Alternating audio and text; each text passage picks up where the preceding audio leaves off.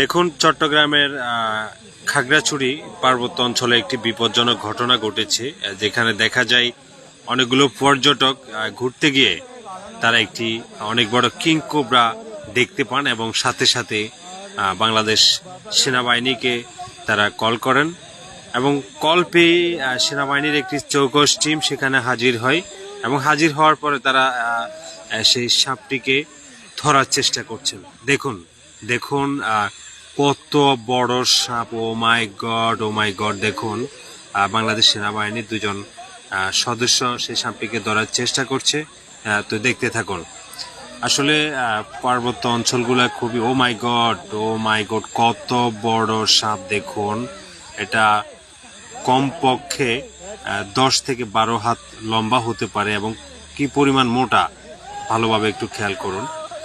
যেটা বলছিলাম, পার্বত্য অঞ্চলগুলো আসলে বর্ষার সময় একটু বিপজ্জনকই হয়, কারণ বিভিন্ন স্থানে পানি জমে থাকে, যেখানে সাপরা ভালোভাবে চলাফেরা করতে না পারার কারণে তারা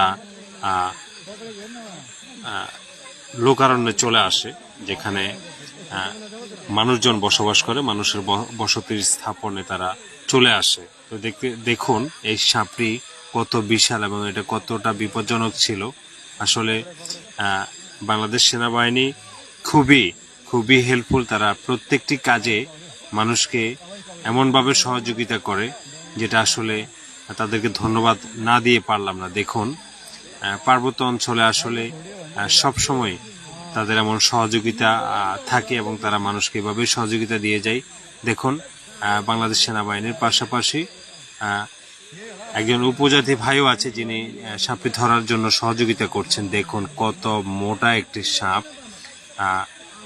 এটা হচ্ছে কিং কোবরা। দেখুন কত শক্তিশালী এই সাপটি! ও মাই গড, ও মাই গড! দেখুন কত বড় এই সাপটি! ও মাই গড, ও মাই গড!